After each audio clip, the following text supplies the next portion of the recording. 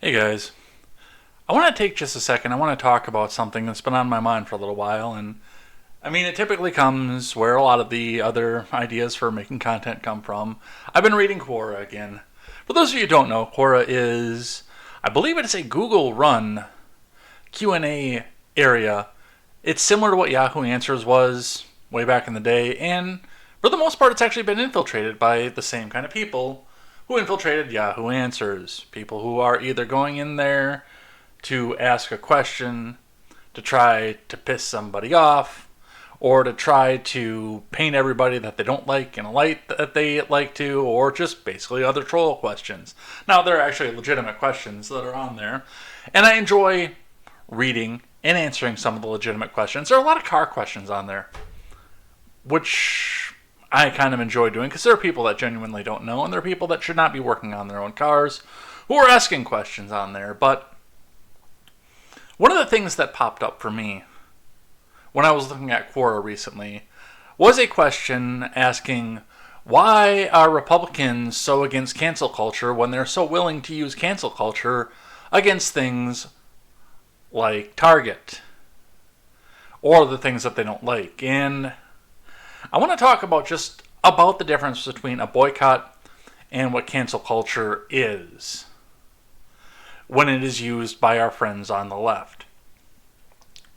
Now, I look into some of the bigger right-wing figures out there. Alex Jones, who just recently was allowed to come back to Twitter, but who has been affected by cancel culture. Jason Aldean, who was a big one that was just recently affected by cancel culture. And there's a big difference. I'm actually going to start with what's on the right, because that is what the original poster was trying to put forward. That's what the original poster was trying to get out there, to try to make people feel guilty about things. Now, we've seen this recently.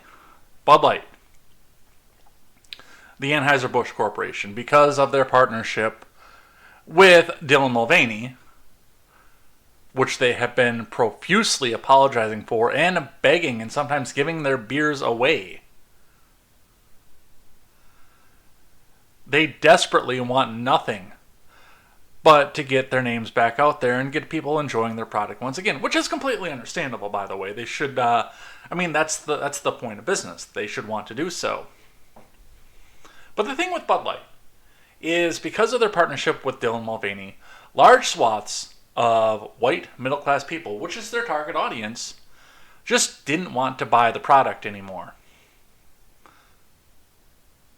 A lot of them wanted to see Bud Light go down, go under, but they wanted them to have the opportunity to pick themselves back up. That was what was at the basis of it, is that they just didn't want to buy the product anymore. And it turns out they are a massive part of the market share for this particular company. That's why it all happened the way that it did. But when we look at something like the Target boycott too, Target decided they needed to put transgender stuff next to kids stuff and put transgender stuff up that was targeted toward kids coming out of their line. And the middle class parents, who were mostly, I wouldn't say conservative, but middle class, Trump supporting, decided they didn't want to shop at Target anymore. Now, in these instances, and I will be the first person to tell you, if there is something that's out there that you don't believe in, then you have every right not to associate with it. You have every right not to give your business to that company. I mean, I look at myself for an example, because that's pretty much what I do around here. I have not set foot in a Walmart since 2019. I will not walk into a Walmart. I will not go inside of a Walmart. I will not spend money in a Walmart. I've not set foot in one since 2019. The reason being, other than the ones that our friends on the left always put up, like, oh, they're terrible, they treat their workers bad, which they do. I know a lot of people that have worked at Walmart throughout the years. But that wasn't the reason for that. The people that work there, no matter how terribly they treat their workers, did enter into a voluntary employment situation. And especially under the Trump years, many of them had the opportunity to get out of Walmart and go into better types of employment, because there were better types of employment that were out there. But I've not set foot in a Walmart. Because they decided to get on their soapbox one day and say, we are going to stop selling 5.56 millimeter ammo, 223 ammo, because it's used as assault rifle ammo. It's used to kill children. We are going to win the gun war because we're going to stop selling this. And I said, okay, you got on your soapbox. You don't need my money anymore. Plain as day. That was it. Burger King is another good one that is personal to me. I love Burger King, by the way. For the few times that I want to go out and get fast food, I will go out, or I used to, before they started making cringe advertisements, I'd run out to Burger King if there was one available. Now, where I was living and working, when I was up towards the Madison area, there was not a Burger King anywhere close to anywhere that I went. Very commonly. There was one in the next town over from where I lived, but it was in the opposite direction of the way that I went. So it was a treat for me. Like if I did want to go and get a Burger King, like I had to physically go and seek it out. I have not set foot in a Burger King since they came out with their Chick Fries advertisement, probably 2019-ish or so. I remember I saw it on the Matt Christensen show, which that would have been about the time that I was still watching the Matt Christensen show. Of course, most people know that I stopped giving my views to, and that's another one too, by the way.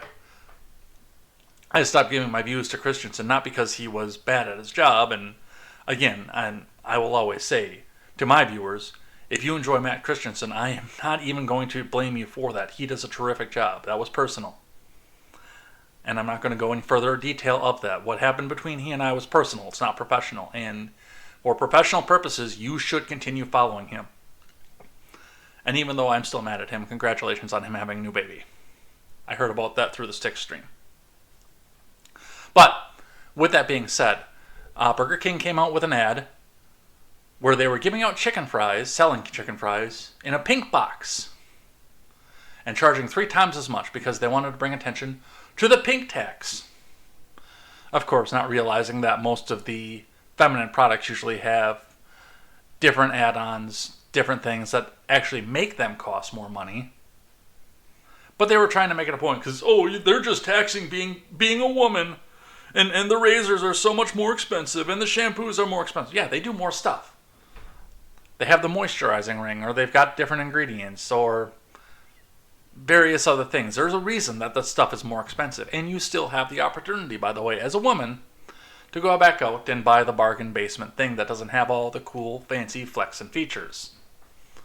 So that was why I stopped going to Burger King. Now, with Burger King, oddly enough, I was on the edge with Burger King of changing my mind and giving them another chance because they hadn't done anything cringy for a very, very long time. And I'm like, okay, I think they might have learned their lesson off of this. The day that I was going to go back was the day that they did their cringe-ass lemongrass episode, where they said that they were going to feed lemongrass to their cows.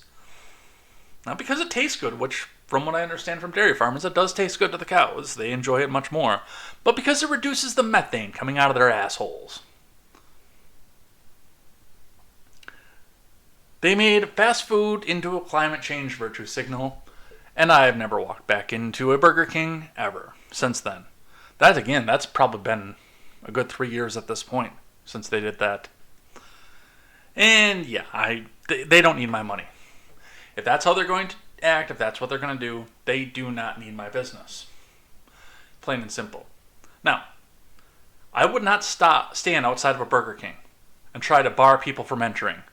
Nor would I make a demonstration, nor would I put on a mask and threaten a Burger King.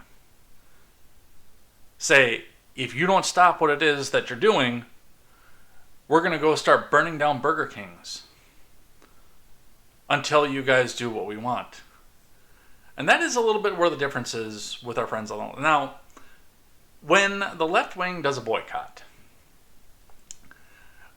They sometimes do what I suggested, but it is actually, for all fairness and purposes, it's very, very rare and in between. But as we see from the Summer of Love riots, they can do these kinds of things and get away with them.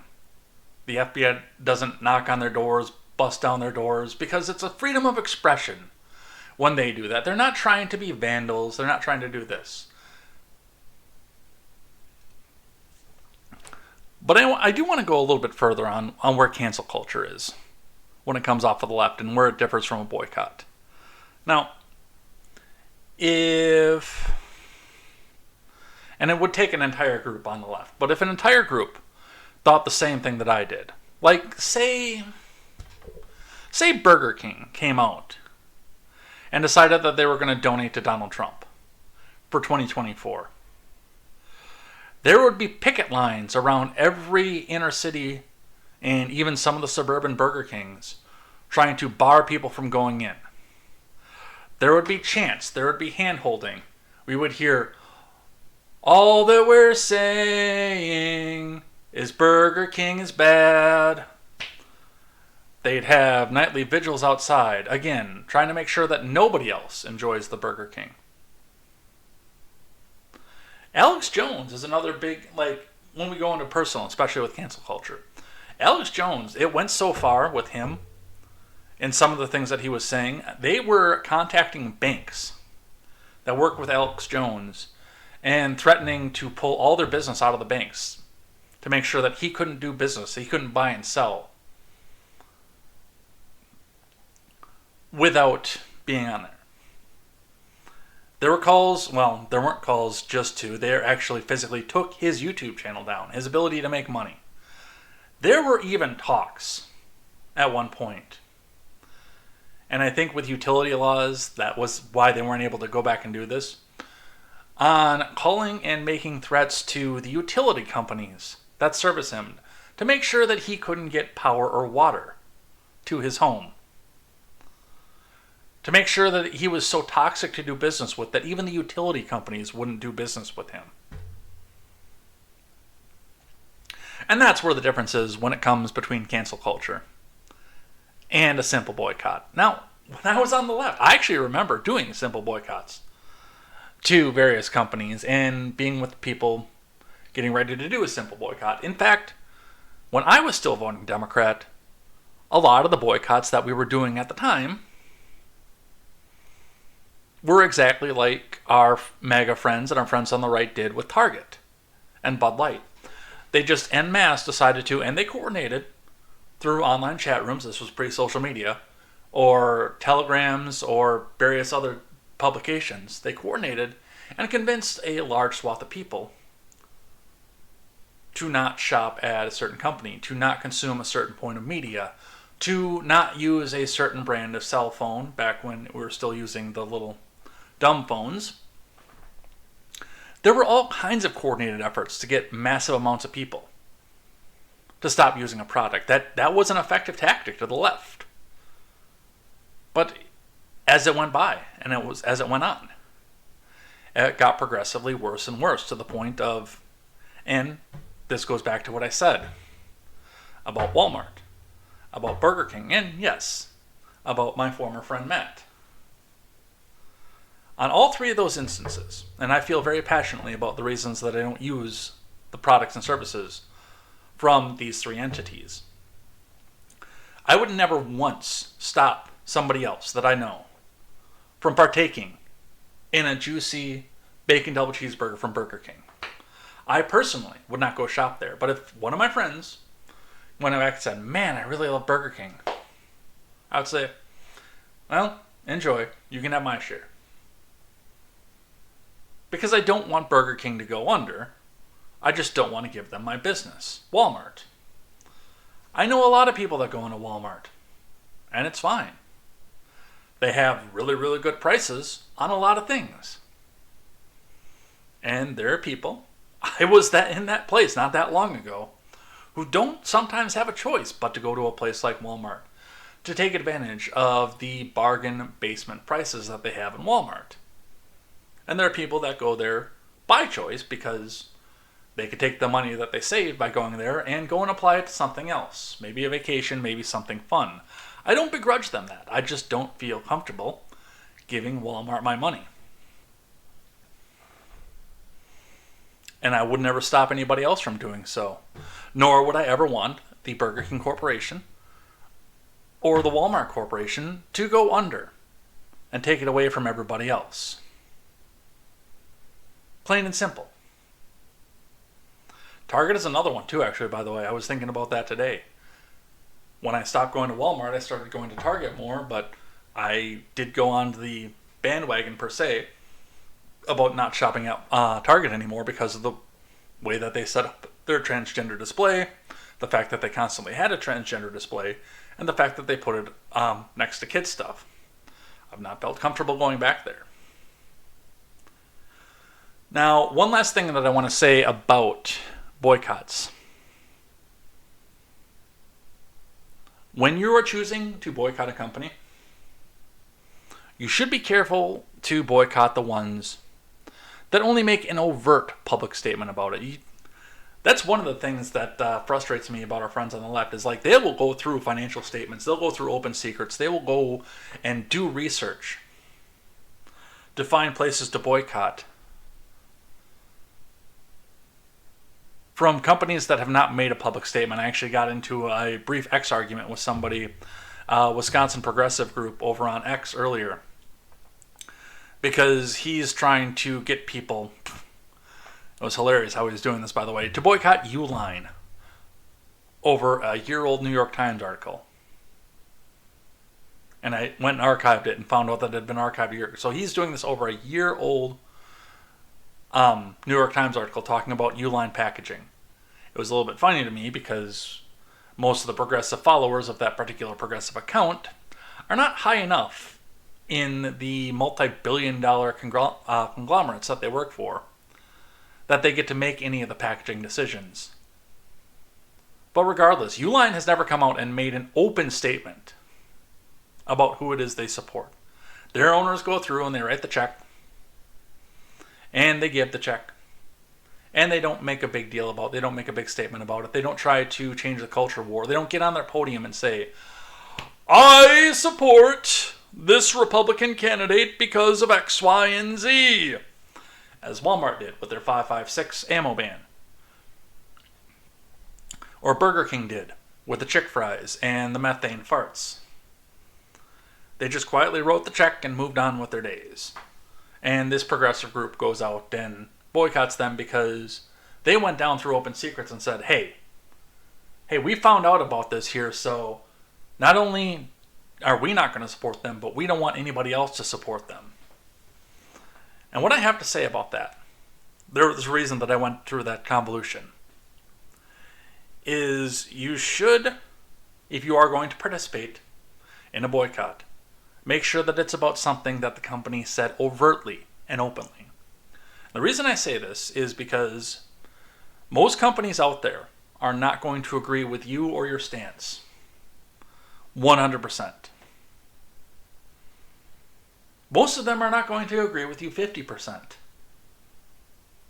The corporate CEOs of these companies are in very, very, very, very different financial brackets, places in their lives, and different situations than you. They see the world differently from you.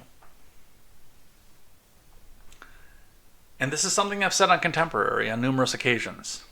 If you boycott everything that you disagree with, because you researched the company and you found out that they do X, Y, and Z, you will starve to death. I know some of the internal workings, I'll use a local grocery store chain here, of Woodman's. I know where their board stands. I know how they feel about employment owned. And I do disagree with some of their stances, but they've never come out and made a public statement about it. And I know that if I were to stop going there, I'd starve to death. There are a couple other local grocery store chains in the area that are in the same boat. I know some of the things that they've done in the background, but I also know that they don't go out and make public statements about it, trying to change the culture. using their business as a front to do so. So do be cautious about who it is that you boycott, because, hey, if you starve to death, you can't watch my videos, and you can't donate to me either. So I want you alive, well, and healthy if you're watching this video, if you're a nethead. And even if you hate me, I still want you alive, well, and healthy. And that's really all that I have to say about that. So that is the difference between cancel culture and a simple boycott. None of the conservatives that I have talked to, well, there are actually probably a few of them out there, because there is a bit of religious fervor among the MAGA movement, I will admit. But there are not many of them out there who want Bud Light, Budweiser, to completely shut down. You know what was funny about that was, and I brought this up when Garth Brooks Restaurants said that they were going to continue to have Bud Light on their menu, regardless of what was going on with that. And they caught some heat off that. And even where I live in small town Wisconsin, there are a few bars out there. They still have a full stock display of Bud Light. It's still available for people to buy. It's just nobody's going out and buying it. And that, I gave Garth Brooks Restaurants the benefit of the doubt on that. Yes, of course. And there are going to be people who come into those restaurants and they say, hey, I don't really get into this culture war stuff. I really enjoy drinking Bud Light. So I'm going to go out and have myself a nice ice cold Bud Light. Looks like you've got plenty of it, so I'll have a can of that. Because the point is not stopping other people from drinking the Bud Light. It's the point that if enough of us come together and not partake in a product or a service, then it puts enough of a dent in their profit share that they either figure out what it was that they did wrong, what it was that made people mad, maybe stop getting into the culture war so much, or yes, unfortunately, they do start to go under because they have to stand by their principles, otherwise some leftoids will come back out and burn their business down, or try to get their banks to stop working with them. Same with Target. None of these conservative types. We had a couple stories out there, and I think that some of them were fabricated of, oh, somebody made a bomb threat in the Target, or somebody did this, that, and the mess thing.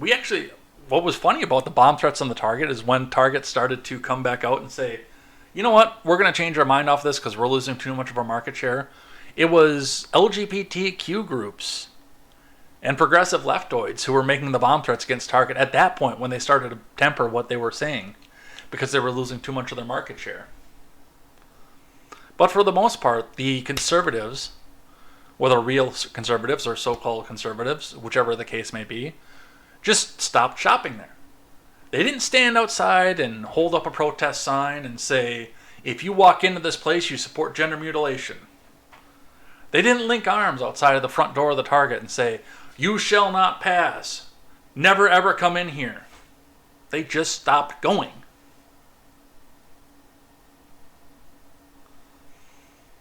So there is a difference, a boycott versus cancel culture.